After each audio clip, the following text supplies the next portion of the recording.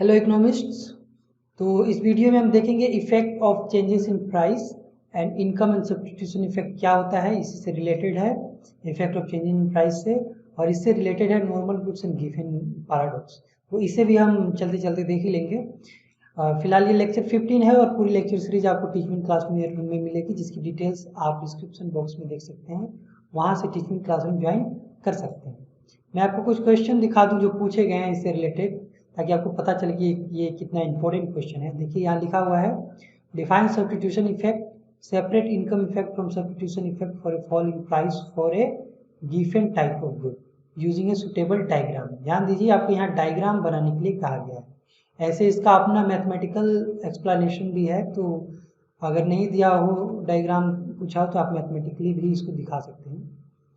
और यहाँ भी देखिए, separate income effect from substitution effect of the price change for a given type good use a suitable diagram. तो इसे भी आपको डायग्राम से ही करना है। तो इस वीडियो में मैं डायग्राम से ही समझाऊंगा, उसके बाद में मैं मैथमेटिकल एक्सपोजिशन पर भी आऊँगा, क्योंकि वो भी बहुत यूजफुल होता है। कुछ क्वेश्चन इनडायरेक्टली होते हैं जिसमें आपको इस कॉन्सेप्ट का जरूरत पड़ता है, वो मैथमेटिकल होते हैं। यहाँ देखिए सेपरेट इनकम, इस पर अभी मैं नहीं जाऊँगा। हिस्क मेथड, स्लस्की मेथड, ये इस पर मैं बाद में वीडियो बनाऊंगा, लेकिन फिर भी मैं बता दूं कि ये भी इनकम इफेक्ट और सब्स्टिट्यूशन इफेक्ट के बारे में है। यानी कि इनकम इफेक्ट और सब्स्टिट्यूशन इफेक्ट जो है वो बहुत इंपॉर्टेंट टॉपिक है। देखिए यहाँ भी पूछा गया है, बहुत सारे क्वेश्चन पूछे गए हैं इनकम इफेक्ट सब्स्टिट्यूशन इफेक्ट से। बहुत प्रोबेबल क्वेश्चन है ये, तो आप इसे अच्छे से कर लें तो सही रहेगा आपके लिए। अब देखिए, पहले तो मैं बता दूं कि जो इक्विलिब्रियम होता है, हम पहले पढ़ चुके हैं इंडिफरेंस कर्व में ही, कि जब इंडिफरेंस कर्व और बजट लाइन टेंजेंट होता है, इक्विलिब्रियम होता है। और अब देखिए कि अब अगर मान लीजिए कि किसी कमोडिटी का प्राइस बढ़ जाए या घट जाए, जैसे कि ये कमोडिटी एक्स की वाई की क्वांटिटी कंज्यूम कर रहा है, कंज्यूमर ये कमोडिटी एक्स की क्वांटिटी कंज्यूम कर रहा है इस पॉइंट पे, ये इक्विलिब्रियम पॉइंट है, यहाँ पे कर रहा है। तो अब मान लीजिए कि एक्स की प्राइस घट जाए, तो प्राइस की घट जाएगा अगर एक्स का, इसका मतलब वो अब एक्स इतना पहले खरीद सकता था सारी इनकम का यूज करके, अब वो इससे ज़्यादा कहीं खरीद सकता है। ठीक, मान लीजिए अब वो इतना खरीद सकता है। वाई तो अभी भी वो इतना ही खरीद पाएगा, क्योंकि वाई के प्राइस में कोई चेंज नहीं आया है।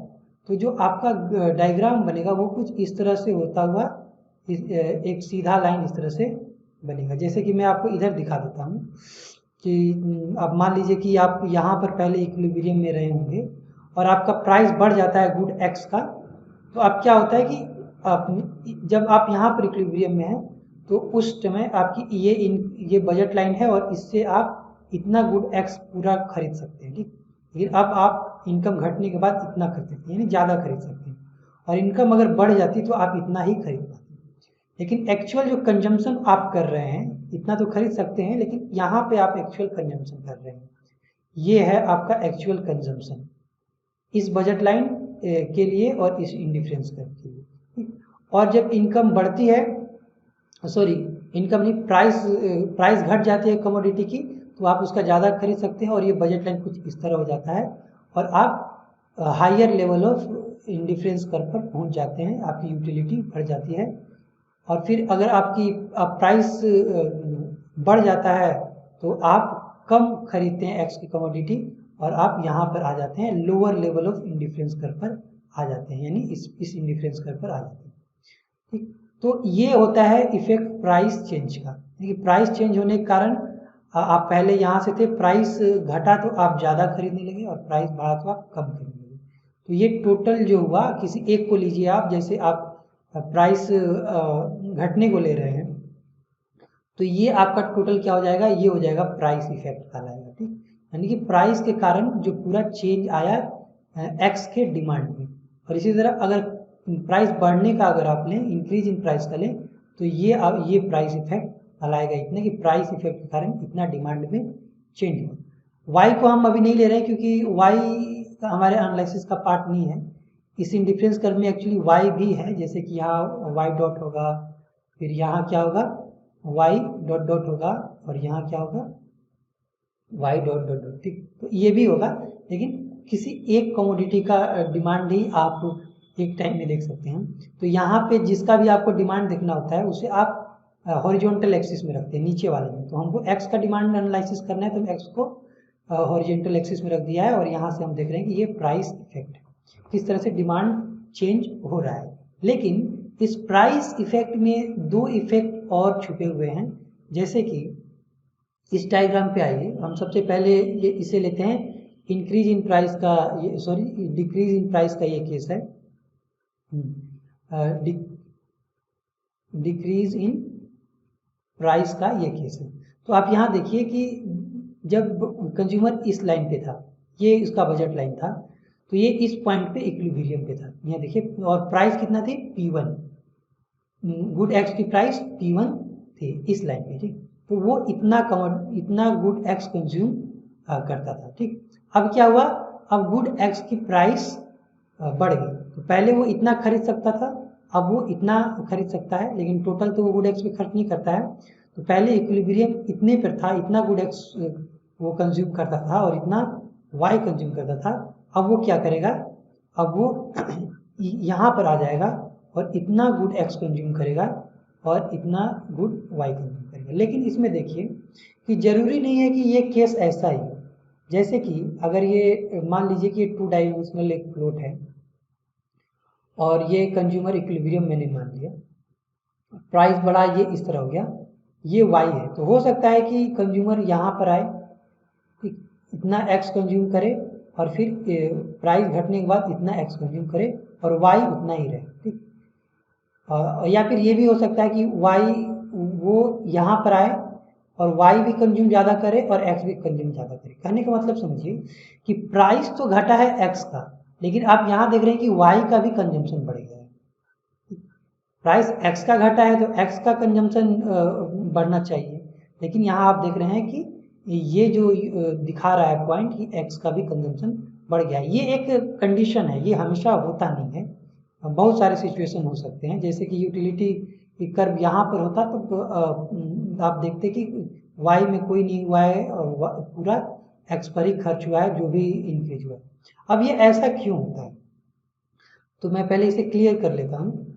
अब देखिए ये ऐसा क्यों होता है, क्योंकि जब प्राइस बढ़ती है किसी कमोडिटी की तो कंज्यूमर का परचेसिंग पावर बढ़ जाता है, यानी कि उसका जो रियल इनकम है वो बढ़ जाता है। रियल इनकम कहने का मतलब है कि पहले कोई चीज़, पहले आपके पास 4 रुपया इनकम था और कोई कमोडिटी थी, उसका प्राइस 2 रुपीज़ था, ठीक। तो आप दो कमोडिटी क्वांटिटी खरीद सकते थे उसकी। लेकिन अगर इसकी प्राइस घट जाए, यानी कि 2 से 1 हो जाए, तो आप क्या कर सकते हैं, इस 4 रुपये में 4 यूनिट खरीद सकते हैं उस कमोडिटी का। तो आपका एक्चुअल में इनकम बढ़ा है, नॉमिनल इनकम आपका 4 ही रुपीज़ है, लेकिन प्राइस घटने के कारण आपका एक्चुअल जो रियल इनकम है वो बढ़ गया है, आपकी परचेसिंग पावर बढ़ गई है, आप ज़्यादा गुड्स एंड सर्विसेज परचेस कर सकते हैं। तो यही होता है कि प्राइस बढ़ने के साथ कंज्यूमर, प्राइस घटने से कंज्यूमर के लिए ये गुड सस्ता तो हो गया है, जैसे गुड एक्स है वो हमारे लिए भी सस्ता हो गया है, यहाँ पे जो कंज्यूम कर रहा था ये सस्ता हो गया है, ठीक। और दूसरी बात क्या हुई है, सस्ता होने के कारण उसका रियल इनकम भी बढ़ गया है। तो वो क्या करेगा कि सारा इनकम वो गुड एक्स पर नहीं खर्च करेगा, यानी कि जो सस्ता होने के कारण जो उसके पास बच जाता है इतना कंज्यूम करने के बाद, वो हो सकता है उससे ज़्यादा एक्स खरीदे और हो सकता है वाई भी खरीदे। तब वो कौन सा खरीदेगा डिपेंड करता है कि सब्स्टिट्यूशन इफेक्ट कितना है किसी कमोडिटी पर, ठीक। अगर जैसे कि इसमें अगर आप देखें कि ये जो एक्स है, इसे मैं थोड़ा क्लियर कर लेता हूँ तो आपको ज़्यादा अच्छे से समझ में आ जाएगा। जैसे यहाँ एक्स कंज्यूम कर रहा है, x star quantity consumer consume कर रहा है, ठीक। और जब प्राइस घटा तो वो यहाँ कंज्यूम करने लगा एक्स डबल स्टार पर, ठीक। तो अब देखिए हम क्या करेंगे कि हमें जानना है कि ठीक है, यहाँ दो घटनाएं हुई हैं। एक क्या हुआ है कि एक्स हैज़ बिकम चीपर, यानी कि ये सस्ता हो गया है। तो जो चीज़ सस्ता हो जाता है उसे हम ज़्यादा परचेस करेंगे, सस्ती चीज़ों को हम ज़्यादा परचेस करेंगे। तो सिंपल सी बात है, आप यहाँ से ज़्यादा परचेस करेंगे। और दूसरा इसलिए भी हम परचेस करेंगे क्योंकि हमारा रियल इनकम जो है, रियल इनकम वो क्या हुआ है, वो बढ़ गया है, इसलिए भी हम x ज़्यादा परचेज करेंगे। तो यहाँ दो चीज़ें हैं। तो आपको जानना है कि ये चीपर होने के कारण, चीपर होने का मतलब क्या है, किसी के कंपैरिजन में चीपर हुआ होगा, यानी कि y के कंपैरिजन में x चीपर हो गया है, तो उसके कारण कंज्यूमर ने कितना कंजम्पशन बढ़ाया है x का, और इनकम बढ़ने के कारण कितना बढ़ाया है, क्योंकि यहाँ दो फैक्टर काम कर रहे हैं। तो इसे आप कैसे देख सकते हैं कि आप कंज्यूमर से जो उसके रियल इनकम में इंक्रीज हुआ है उससे आप ले लेंगे और आप कहेंगे कि हम तुम्हें उतना ही देंगे जितना में तुम उसी उसी इंडिफरेंस कर पे रहोगे, यानी आप कंज्यूमर को बोलेंगे तुम्हें इसी इंडिफरेंस कर पे रहना है, और हम तुम्हें मिनिमम हो जितना हो सके इस इंडिफरेंस कर पर रहने के लिए उतना ही देंगे, यानी कि टोटल जो तुम्हें फायदा हुआ है रियल इनकम का वो हम नहीं देंगे। तब कंज्यूमर क्या करेगा, वो यहाँ पर था पहले, वो क्या करेगा अब कि अब तो गुड एक्स सस्ता हो गया है पहले से, इसलिए वो गुड एक्स क्या करेगा, ज़्यादा खरीद लेगा। ठीक, गुड एक्स ज़्यादा खरीद लेगा, वो इतना खरीदेगा। ठीक, इतना गुड एक्स ज़्यादा खरीद लेगा, यानी यहाँ से इतना वो ज़्यादा खरीदेगा गुड एक्स, और गुड वाई जो है वो क्या करेगा, इतना कम कर देगा, क्योंकि गुड वाई क्या हुआ है, गुड वाई हो गया है कॉस्टलियर, रिलेटिवली कॉस्टलियर हो गया है, इसका प्राइस तो नहीं बढ़ा है लेकिन इसके कंपैरिजन में ये ज़्यादा कॉस्टली हो गया, पहले कम कॉस्टली था इसके कंपैरिजन में, अब ये ज़्यादा कॉस्टली हो गया है। तो आप क्या करोगे, गुड वाई थोड़ा कम करके गुड एक्स ज़्यादा कर दोगे, क्योंकि ये सस्ता हो गया है, कुछ इधर से इनकम आप इधर ट्रांसफर कर दोगे। और बाकी ये जो आप पोर्शन देख रहे हैं, इसके बाद का पोर्शन, इतना वाला पोर्शन आप देख रहे हैं, यह इनकम इफेक्ट के कारण, यानी कि मैंने कंज्यूमर से कुछ नहीं लिया, तब वो क्या करेगा कि इनकम इफेक्ट के कारण अपने रियल इनकम में जो उसके इंक्रीज हुआ है उससे वो दोनों का कंजम्पशन बढ़ाएगा, यानी गुड वाई भी वो परचेज करेगा ज़्यादा, पहले से ज़्यादा आप देख सकते हैं ये करेगा, और गुड एक्स भी इससे ज़्यादा परचेज करेगा। तो यहाँ दो इफेक्ट है। ठीक, तो इसी तरह हम कह सकते हैं कि ये जो यहाँ आप देख रहे हैं कि इतना जो आपको दिखाया गया है ये क्या है, सब्स्टिट्यूशन इफेक्ट है। Let me clear it. हाँ, ये देखिए इतना जो दिखाया गया है ये क्या है, सब्स्टिट्यूशन के कारण है, यानी गुड एक्स सस्ता होने के कारण गुड वाई के कंपैरिजन में इतना सब्स्टिट्यूशन हो रहा है, और इतना जो चेंज हो रहा है गुड एक्स की डिमांड में वो इनकम इफेक्ट के कारण, कि रियल इनकम बढ़ गया है इसलिए गुड एक्स को ज़्यादा कंज्यूम कर रहा है। तो इसी तरह हम कर सकते हैं कि टोटल इफेक्ट या प्राइस इफेक्ट को हम क्या कर सकते हैं, दो इफेक्ट में बांट सकते हैं। एक होता है substitution effect plus income effect. ठीक, तो ये दो चीज़ें हो गई। तो आप देख सकते हैं प्राइस इफेक्ट को आप दो इफेक्ट में बांट सकते हैं। तो ये एक सिंपल एक्सप्लेनेशन हो गया डिक्रीज इन प्राइस का। उसी तरह जब इंक्रीज इन प्राइस होगा तो क्या होगा, अब जैसे कि मान लीजिए कि ये बजट लाइन है कंज्यूमर का, और यहाँ पर वो क्या है, इक्विलिब्रियम पॉइंट पर है।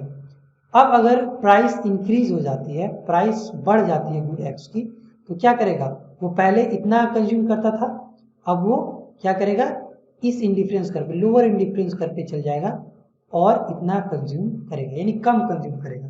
तो इस सिचुएशन में हम क्या करेंगे कि जो कंज्यूमर है उसको हम कहेंगे कि नहीं,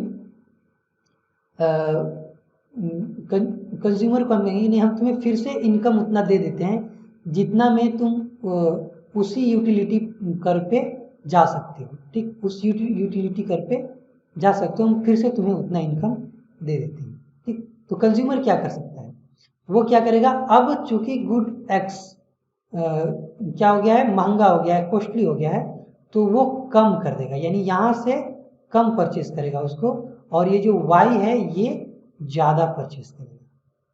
ठीक, क्योंकि गुड एक्स सस्ता महंगा हो गया है तो उसे वो कम कर देगा, और दूसरा इनकम उसका रियल घट गया है इसलिए भी वो और कम तो करेगा ही। तो ये आप जो देख रहे हैं, ये पोर्शन देख रहे हैं, सॉरी, ये पोर्शन जो आप देख रहे हैं यहाँ से यहाँ तक, ये कहलाएगा सब्स्टिट्यूशन इफेक्ट जब प्राइस बढ़ता है, और ये वाला जो पोर्शन है ये कहलाएगा इनकम इफेक्ट। तो ये ग्राफिकल एक्सप्लेनेशन आपको अच्छे से याद रखना है।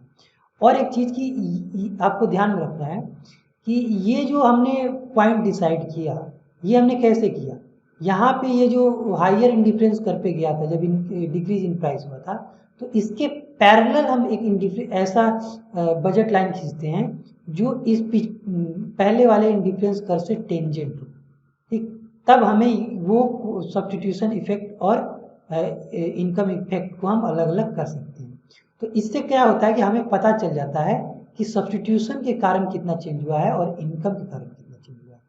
तो इसी तरह इसमें भी होता है कि आप पहले इस इंडिफरेंस कर्व पर थे, अब सॉरी इस बजट लाइन, ये बजट लाइन था आपका पहले और फिर ये हो गया, ठीक। लेकिन आपको फिर से इसी इंडिफरेंस कर्व पे कंज्यूमर को भेजना है, तो आप इसी के पैरेलल एक बजट लाइन खींचेंगे, यानी कि इसके पैरेलल एक बजट लाइन खींचेंगे और इस पॉइंट जो पॉइंट टेंजेंट होगा इंडिफरेंस कर्व से, वो बताएगा कि कितना सब्स्टिट्यूशन इफेक्ट है। ये देखिए सब्स्टिट्यूशन इफेक्ट और इतना इनकम इफेक्ट है, ठीक। तो ये ध्यान रखना कि ये पैरेलल लाइन खींचा जाएगा। तो अगर आपको ग्राफिकली कहा जाए तो आपको स्केल से सिंपली जैसे क्या करना है, मैं दोनों केस में बता देता हूँ। जैसे इस केस में क्या करना है, जब प्राइस इंक्रीज हो जाए, सॉरी प्राइस डिक्रीज हो जाए, तो क्या करना है कि ये मान लीजिए ये इंडिफरेंस कर्व है। अब प्राइस इंक्रीज हो गया तो आपने ऐसे खींच दिया और आपका इंडिफरेंस कर्व हो सकता है यहाँ पर, ठीक। यहाँ पर इंडिफरेंस कर्व आ जाए तो आपको अब क्या करना है कि इसके पैरेलल, यानी कि ये इसके पैरेलल एक स्केल लेकर इसके पैरेलल ही एक ऐसे ऐसे करके खींचना है जो एकदम इसके पैरेलल और इस इंडिफरेंस कर्व को टच करती हो, ठीक। यहाँ से ऐसे खींचना है इस लाइन के पैरेलल। उसी तरह यहाँ पर आप क्या करेंगे, जब प्राइस डिक्रीज होगी तो यहाँ इंडिफरेंस कर्व आपका आ जाएगा, सॉरी बजट लाइन, और ये इंडिफरेंस कर्व हो सकता है यहाँ आ जाए।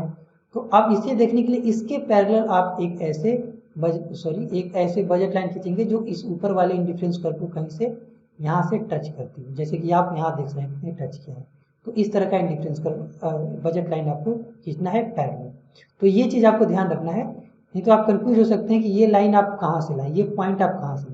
तो देखिए कि ये पैरेलल है इसके, और इस केस में ये पैरेलल है इस बजट लाइन के, तो इसे आपको ध्यान रखना है, ठीक। तब आप खींच पाएंगे। हो सकता है आपको ग्राफिकली एक्सप्लेन करने के लिए कहा जाए, आपने देखा भी कि ग्राफिकली कैसे कहा गया, ठीक। तो ये चीजें हो गई।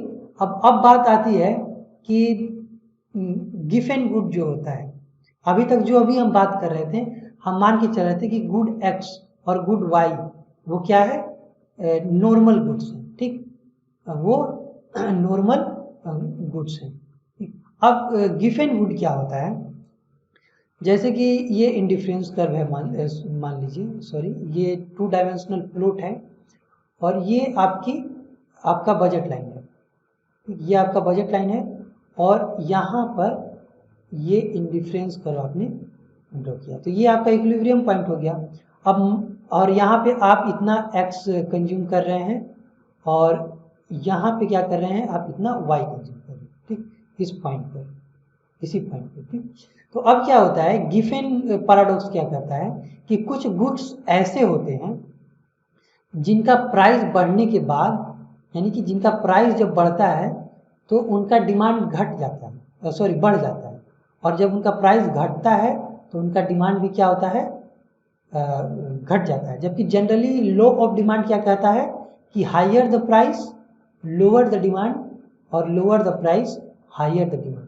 तो ये लॉ ऑफ डिमांड को वायलेट करता है, यानी कि कुछ ऐसी कमोडिटी हो सकती हैं, क्योंकि जो गिफेन, जो इकोनॉमिस्ट का नाम ही था गिफेन, उन्होंने ये थेसिस दी थी। अब कहाँ से दी थी, आयरलैंड में आलू बहुत महंगा हो गया था तो लोग आलू ही ज़्यादा खरीदने लगे थे, तो उसी को उन्होंने ऑब्जर्व किया और कहा कि कभी कभी ऐसा होता है, ऐसा हो सकता है कुछ गुड्स के लिए। तो उस केस में क्या होगा कि जब आपका प्राइस घट जाएगा, ठीक, यानी कि प्राइस घटने का मतलब कि आपका ये जो बजट लाइन है थोड़ा इस तरह हो जाएगा प्राइस घटने से, गुड एक्स का प्राइस घटने से। तो जो ये इंडिफरेंस कर कहाँ जाएगा, ये अब यहाँ नहीं जाएगा, वो थोड़ा यहाँ चला जाएगा, ठीक।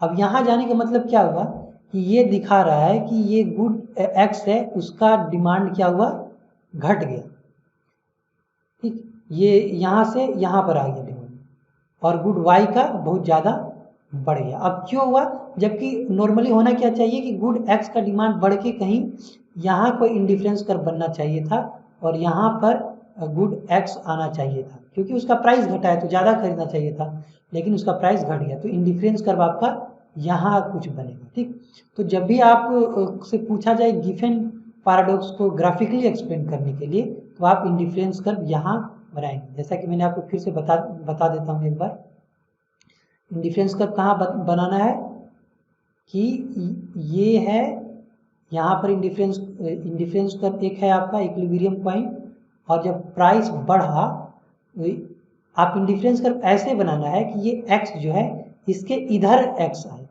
या फिर आप इसके इधर कोई x पॉइंट ले लीजिए और इसे मिला दीजिए इस लाइन से, और यहाँ से इंडिफरेंस कर्व आप ड्रॉ कर दीजिए। ठीक, तो ये क्या हो जाएगा, ये गिफेन पैराडॉक्स को एक्सप्लेन करेगा कि x की क्वांटिटी घट गई है भले ही कंज्यूमर हायर इंडिफरेंस कर्व पे चला गया है। ठीक, तो उम्मीद करता हूँ आपको समझ में आ गया होगा कि जो ये क्वेश्चन पूछा गया है कि ग्राफिकली एक्सप्लेन करें गिफेन पैराडॉक्स को, आप उसे कर पाएंगे। तो जो मेन आइडिया था, बेसिक आइडिया मैंने आपको बता दिया। तो गिफेन टाइप गुड को आपको इसी तरह एक्सप्लेन करना है। एक चीज और बताना है मुझे गिफेन पैराडॉक्स के बारे में, क्योंकि वहां भी आपसे पूछा जाएगा कि आप सब्स्टिट्यूशन इफेक्ट और इनकम इफेक्ट को अलग अलग दिखाएं।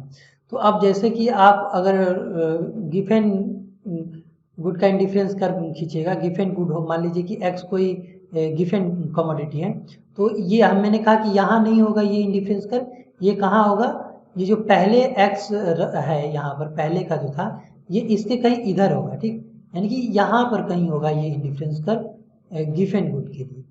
ठीक, तो आप देख सकते हैं कि यहाँ पर अगर होगा तो ये वाला वैलिड नहीं होगा, आपको यहाँ देखना है कि यहाँ से आप ऐसे आइएगा। ठीक, तब देखिए कि अब इससे आप कंपैरिजन कीजिए कि क्या हुआ है। ये जो सब्स्टिट्यूशन इफेक्ट है आपको पता है, ठीक, सब्स्टिट्यूशन इफेक्ट के कारण ये बढ़ गया है, लेकिन इनकम इफेक्ट जो है वो सब्स्टिट्यूशन इफेक्ट से ज़्यादा हो गया है इसमें। ठीक, इसीलिए क्या हुआ है, सब्स्टिट्यूशन इफेक्ट से ज़्यादा हो गया है नेगेटिव इनकम इफेक्ट। वो जो इनकम इफेक्ट है वो पॉजिटिव नहीं है, वो निगेटिव इनकम इफेक्ट हो गया है, जो कि सब्स्टिट्यूशन इफेक्ट से ज़्यादा है। ठीक, और ज़्यादा होने के कारण क्या हुआ है, जो सब्स्टिट्यूशन के कारण उसका डिमांड बढ़ना था गिफेन गुड का, उससे भी ज़्यादा नेगेटिव इनकम इफेक्ट होने के कारण उल्टे उसका डिमांड घट गया है, यहाँ पर आ गया है। ठीक, तो ये भी आप दिखा सकते हैं कि यहाँ क्या है, नेगेटिव इनकम इफेक्ट आपको देखने को मिलता है, जो कि सब्स्टिट्यूशन इफेक्ट को सरपास करता है। ठीक, तो अगर आपसे पूछा जाए तो आप ग्राफ में ये भी दिखाएंगे कि इतना सब्स्टिट्यूशन इफेक्ट है लेकिन इनकम इफेक्ट इतना हो गया है। ठीक, तो इतना ज़्यादा इनकम इफेक्ट होने के कारण, यानी negative income effect substitution effect से ज़्यादा होने के कारण उसका डिमांड क्या हो गया है, घट गया है। तो ये एक्सप्लेनेशन भी आप दीजिएगा जब आप ग्राफिकल एक्सप्लेनेशन दे रहे हो गिफेन गुड का। ठीक, तो उम्मीद करता हूँ आपको समझ में आ गया होगा। अगर नहीं समझ में आया तो आप मुझे बताइए, मैं फिर से एक ग्राफ बनाकर आपको बताऊंगा कि कैसे गिफेन को एक्सप्लेन करना है, लेकिन अच्छा हुआ कि आप पहले एक बार खुद से ट्राई करें। Thank you.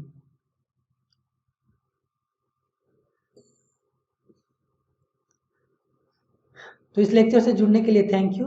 तो मैं इस लेक्चर को अब खत्म करता हूँ।